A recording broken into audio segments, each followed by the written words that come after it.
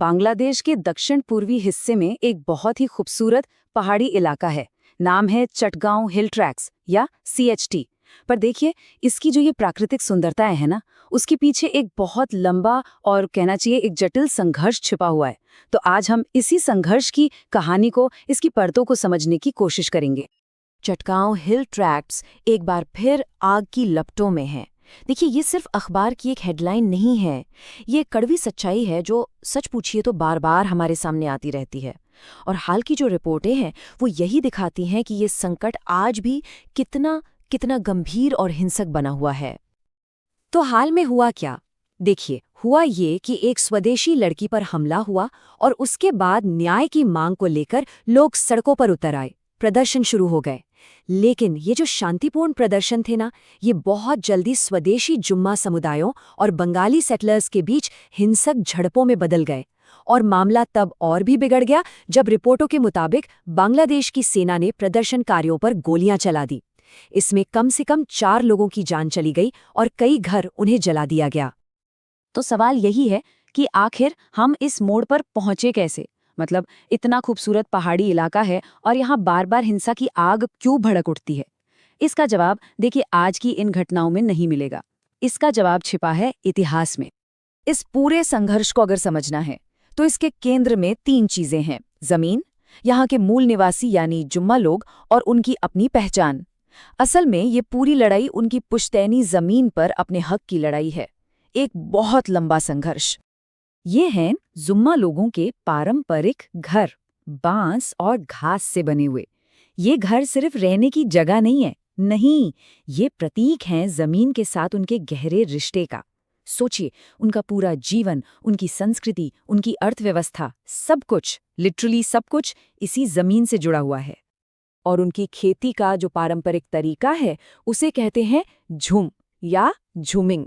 अब कई लोग इसे सिर्फ स्लैश एंड बर्न खेती कह देते हैं, पर ये उससे कहीं ज्यादा है। ये एक ऐसी टिकाऊ प्रथा है जिसने सदियों से न सिर्फ वहां के पर्यावरण को बल्कि उनकी संस्कृति को भी सहेज कर रखा है। चावल, मक्का, सब्जियां, कपास सब एक साथ उगाया जाता है। ये दिखाता है कि वो प्रकृति के साथ कितने तालमेल में रहते हैं। लेकिन फिर समय के साथ इन जुम्मा लोगों को उनकी ही जमीन से एक तरह से कहें तो सिस्टमैटिक तरीके से बेदखल किया गया। ये कोई एक दिन में नहीं हुआ या किसी एक घटना की वजह से नहीं, ये दशकों तक चली सरकारी नीतियों का नतीजा था। तो ये जो बेदखली हुई, इसके पीछे 3 बड़ी वजह थीं। 3 ऐसी घटनाएं जिन्होंने इस पूरे इलाके की तस्वीर हमेशा के लिए बदल दी। पहला था 1960 के दशक में बना कपटाई बांध। दूसरा 1979 से 84 के बीच चलाया गया जनसंख्या ट्रांसफर प्रोग्राम। और तीसरा इस पूरे इलाके का भारी सैन्यीकरण।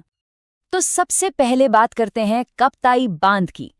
1960 के दशक में विकास के नाम पर एक बहुत बड़ा हाइड्रो इलेक्ट्रिक प्रोजेक्ट बनाया गया, लेकिन इस विकास की कीमत बहुत बहुत भयानक थी। इस एक बांध ने उस इलाके की 40% सबसे उपजाऊ जमीन को हमेशा के लिए पानी में डुबो दिया। सोचिए, 40%।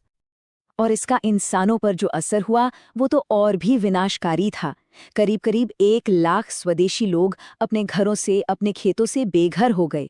और सबसे दुख की बात ये कि हजारों परिवारों को उनकी पुश्तैनी जमीन के बदले कोई मुआवजा तक नहीं मिला। वो अपनी ही जमीन पर एक तरह से भूमिहीन हो गए।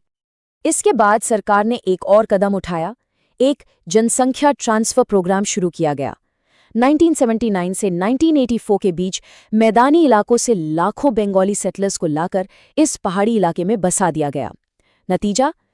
नतीजा ये हुआ कि जो इलाका 1947 में लगभग 98.5% स्वदेशी था, वो 1991 आते आते सिर्फ 51% स्वदेशी रह गया। डेमोग्राफी पूरी तरह से बदल दी गई। अब जाहिर सी बात है, इन नीतियों का नतीजा एक विद्रोह के रूप में सामने आया। और फिर इस विद्रोह को दबाने के लिए इस पूरे क्षेत्र का भारी सैन्यीकरण कर दिया गया। बहुत जल्द वो जो पारंपरिक शांतिपूर्ण जीवन था ना, उसकी जगह सेना की मौजूदगी की एक कठोर सच्चाई ने ले ली। एक ऐसी सच्चाई जिसने लोगों की जिंदगी के हर पहलू पर अपना कंट्रोल कर लिया। दशकों के इस खून खराबे और संघर्ष के बाद साल 1997 में उम्मीद की एक किरण नजर आई। सरकार और जुम्मा लोगों के प्रतिनिधियों के बीच एक ऐतिहासिक शांति समझौते पर दस्तखत हुए। इस समझौते में मोटे तौर पर 3 बड़े वादे थे। पहला वादा, CHT के लिए एक स्वायत्त यानी ऑटोनमस रीजनल काउंसिल बनाई जाएगी। दूसरा, और ये सबसे जरूरी था, कि जमीन के जो भी विवाद है उन्हें सुलझाने के लिए एक लैंड कमीशन बनेगा। और तीसरा वादा था कि जो अस्थायी आर्मी कैंप्स हैं उन्हें हटाकर इलाके से धीरे धीरे सेना को कम किया जाएगा। लेकिन आज इस समझौते को 25 साल से ज्यादा हो चुके हैं और शांति का वो वादा पूरी तरह से कभी सच हो ही नहीं पाया। आज भी वहां संघर्ष जारी है और इसकी जड़ें उसी शांति समझौते के अधूरे वादों में हैं। तो आखिर असल समस्या क्या है? एक रिपोर्ट इसे बिल्कुल साफ शब्दों में बताती है। भूमि अधिकारों की बहाली अभी भी लंबित है। बसने वाले अभी भी उनकी जमीन पर काबिज हैं। मतलब साफ है, जमीन वापस करने का जो सबसे बड़ा वादा था वो बस कागज पर ही रह गया। और बस यही आज के सारे तनाव का, सारी हिंसा का मूल कारण है। शांति समझौते की जो सबसे अहम शर्तें थीं, खासतौर पर बेघर हुए लोगों को उनकी जमीनें लौटाने वाली शर्त, उसे कभी पूरी तरह से लागू ही नहीं किया गया।